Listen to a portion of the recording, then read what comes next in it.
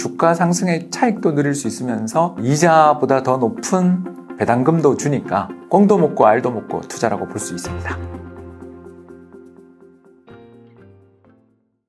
안녕하세요. 이코노미스트 홍춘욱입니다. 드디어 대망의 28만 구독자 고지로 올라섰습니다. 이렇게 긴 시간이 걸릴 줄 사실은 전 잘 몰랐고요. 오늘 여러분들한테 감사하다는 말씀 드리면서 오늘은 여러분들이 궁금해하시는 질문 많이 들어왔던 거 위주로 방송을 만들어 보았습니다. 예, 우리 박정희 PD님 질문 주시죠. 네, 안녕하세요 박사님. 오늘은 노후 대비, 그중에서도 특히 배당주에 대해서 여쭤보고 싶습니다. 노후 대비 포트폴리오에서 늘 빠지지 않는 배당주의 정확한 정의와 원리가 궁금합니다. 배당주는 크게 봐서 세 가지 조건을 겸비한 주식들을 배당주라고 저희들이 부르는데요. 일단 첫 번째 조건, 이건 뭐 너무나 당연한 일인데 배당을 지급해야 됩니다. 그렇죠? 배당을 안 주는데 배당주 투자가 될 수는 없어요. 그래서 일단 첫 번째는 배당주는 주식. 근데 이제 두 번째 조건이 이제 약간 변동이 있는데 이게 뭐냐 하면 전체 주식이 지금 10,000원인데 100원 준다. 1%죠. 야, 이걸 배당주라 할 수 있나? 그죠? 적어도 시중은행 가면 받는 예금금리 정도는 줘야 이거 배당주라고 볼 수 있지 않냐라고 우리가 많이들 볼 수 있는 거죠. 그래서 저희들끼리는 그때 당시에 정부의 국채금리, 이거 안전자산이잖아요. 그리고 또 은행이 그 5천만 원 이내 한도의 예금에 대해서는 보장해 주잖아요.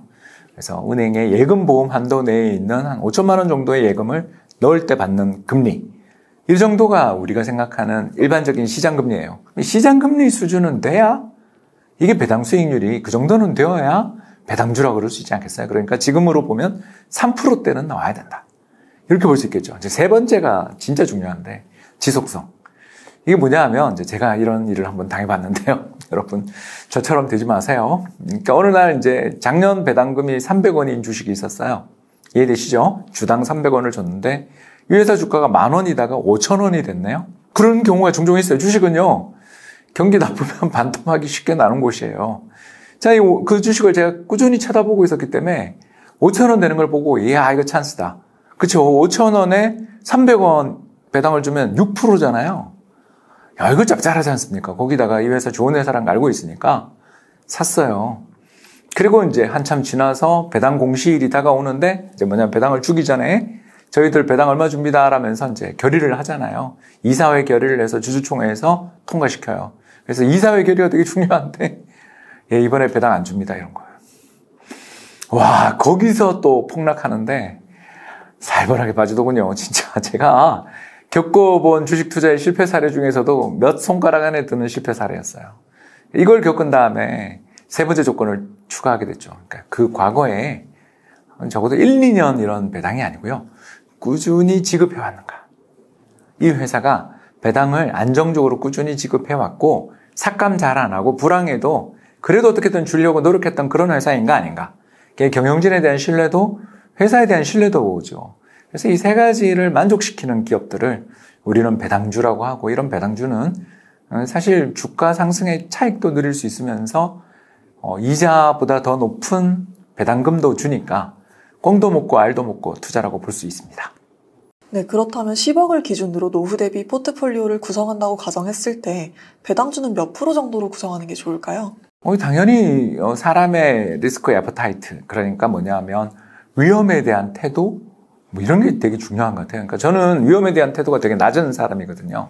그게 무슨 말이냐면, 이제 저는 이거를 베개 테스트, 필로우 테스트라고 부르는데, 이거 좋아요. 이게 뭔 말이냐면, 내가 이제 재산이, 이거 그 가정입니다, 여러분.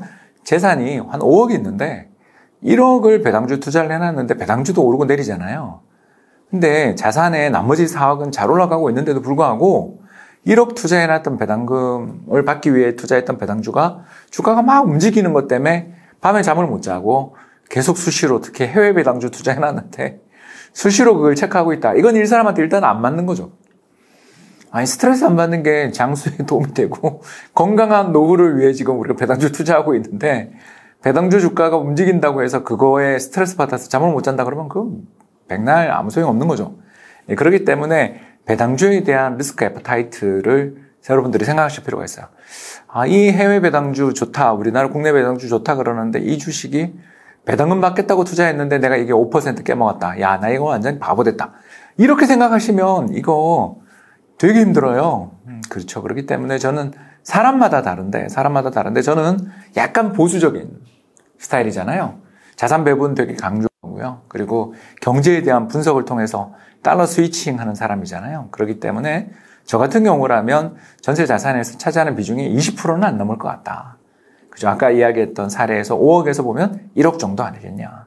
그렇게 볼 수 있을 거고 또 그 1억을 투자하더라도 1억을 전부 한국 주식에 하기보다는 한국의 배당주에 투자하기보다는 뭐 예를 들어서 한 3개 정도로 나눠가지고 3분의 1, 3,333만 원은 한국의 배당주, 3,333만 원은 미국의 배당주, 그리고 나머지 3,333만 원은 미국 이외 선진국 배당주에 투자를 하는 그런 포트폴리오들을 생각해 볼 수가 있겠죠. 뭐 가장 대표적인 거 하나만 이야기하자면 일본의 리츠도 한 3.8% 배당 수익률 나오거든요. 그런 것도 좀 사보는 거죠. 그리고 유럽에 있는 여러 가지 소비재 기업들도 배당 잘 주는 회사 되게 많거든요. 그런 회사들도 사보는 식으로 포트폴리오를 다변화해서 해놓으면 짭짤하지 않겠나. 1년에 1억 투자해놓으면 그래도 3, 400 이상 나오고 그러면 거기다 연금 받고 또 다른 데서 나오는 자산들 합치면 상당히 재미있게 흥미롭게 자산 설계도 하고 운용도 할 수 있지 않을까 생각합니다. 그럼 본인의 배당주 투자에 따른 선호에 따라서 20% 안팎으로 구성하면 된다 이렇게 말씀하시는 거예요? 저는 그런데 이제 안 그런 분들도 계시긴 해요. 이게 스타일인데 어떤 분들은 배당주 투자의 비중이 50% 이상이신 분들도 저는 뵀어요. 그런데 이제 그런 분들이 좀 고통을 받으시는 시기들이 종종 있더라라는 거죠. 어떨 때 배당주 투자가 이렇게 힘드냐면 2번 정도 있는데 첫 번째는 주의해야 될 포인트인 거죠. 첫 번째는 배당주가 특정 산업에 몰려있을 땐 조심해야 되죠. 대표적인 게 2008년 글로벌 금융위기 때 은행 금융주들이 고배당주로 리스트에 많이 올라 있었어요. 왜 그랬냐 하면 주가가 빠졌기 때문이죠. 그죠? 여러분, 우리 아까 이야기한 그거예요. 자, 10,000원 하던 게 5,000원까지 내려오니까 배당 수익률 6%가 돼서 배당주 투자의 스크린에 걸린 거죠. 그리고 이전에도 배당을 잘 줬어요. 자, 그러면 이거 배당주로 사도 되냐? 아니죠. 왜? 그 뒤로 은행이나 금융회사들이 망하거나 공적자금 투입하게 되면서 배당을 중지하는 그런 일들이 벌어졌거든요. 그렇기 때문에 우리가 배당주에 투자를 하게 될 때 첫 번째, 우리 아까 여러 가지 뭐 잘 주냐 이런 것도 되게 중요하지만 좀 배당주 투자가 상대적으로 성과가 나빠지는 시기들이 한 번씩 있는데 그 시기가 뭐냐? 지금 방금 이야기 나온 것처럼 특정 산업에 너무 배당주가 많이 몰려있다. 지금은 어디죠? 에너지 산업에 되게 배당주가 많이 몰려있어요. 그러니까 글로벌하게 보면. 그래서 에너지 주가는 못 오르고 있잖아요. 올해 국제유가가 빠지니까. 그런데 배당은 작년만큼 올해도 주고 있거든요. 그러니까 이게 올해 배당주 투자, 특히 미국 배당주 투자하신 분들이 올해 고생을 좀 하세요. 그러니까 특정 포트폴리오 내에 어떤 특정 산업이 너무 많이 있을 때는 배당주 투자에 있어서 경고음이 울리는 시기라고 저희들이 부르고요. 두 번째는 당연한 이야기지만 금리가 급등할 때. 이거 배당주 투자가 힘들죠.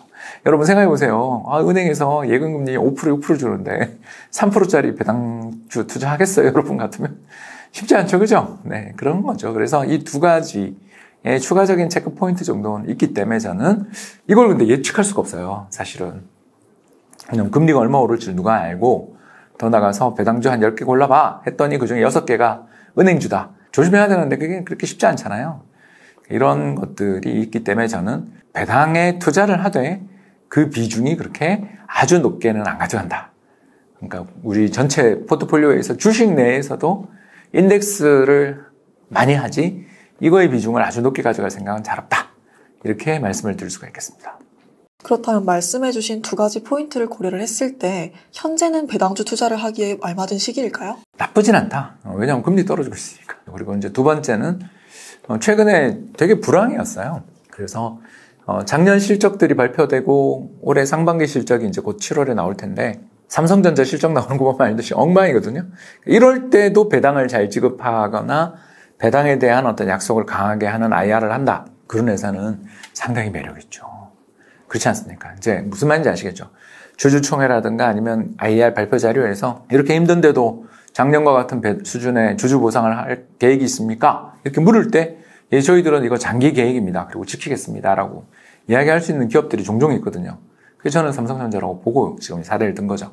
그래서 삼성전자 같은 경우는 특히 이거 할 때 주의할 사항을 하나 더 가르쳐드리면 주주 구성에서 외국인 비중이 되게 중요해요. 외국인들은 배당을 굉장히 중시해요. 배당과 자사주 매입 소각을 이 경영자들이 주주들을 어떻게 보는지를 판단하는 잣대로 본단 말이에요. 그렇기 때문에 이런 지속성들을 가지고 있는지를 되게 유의주시하고 또 외국인 대주주들은 우리 국내에 있는 총수, 재벌 총수하고 별로 관계가 없잖아요. 남이란 말이에요. 그렇기 때문에 만에 하나 경영권 분쟁이 생길 때 공격 측에 붙을 수 있는 사람들이죠. 잘 안 붙어요. 왜냐하면 그 사람들은 지금 우리나라 기업들이 좋아서 투자한 거니까 공격편에 잘 안 붙지만 불만이 쌓이면 붙거든요. 그래서 배당주 투자가 우리나라에서는 결국 이야기를 쭉 하다 보면 우량 가치주랑 비슷하기도 하고 또는 경기 민감주 중에서도 업계 리딩하는 기업들에 대한 투자를 해라라는 그런 이야기로 비춰지게 될 가능성이 있죠. 그래서 제가 아까 이런 식의 투자들을 할 때는 국내에만 좀 찾지 말고 글로벌하게 찾으라라는 이야기를 하는 이유가 한국에서 이런 조건을 만족하는 기업들의 숫자가 그렇게 많지 않다. 이런 말씀을 드리는 거죠. 해외 배당주에 대해서도 언급을 해주셨는데 국내 배당주와의 차이와 견해에 대해서도 여쭤보고 싶습니다. 거기도 사람 사는 동네라 별로 믿음은 잘 안 가는데 이제 그래도 거기는 배당 귀족주, 왕족주라는 리스트들이 돌아다니는 나라잖아요. 가장 제가 좋아하는 회사 하나 이야기하자면 바로 P&G, 제가 프록터 앤 갬블 되게 좋아하잖아요.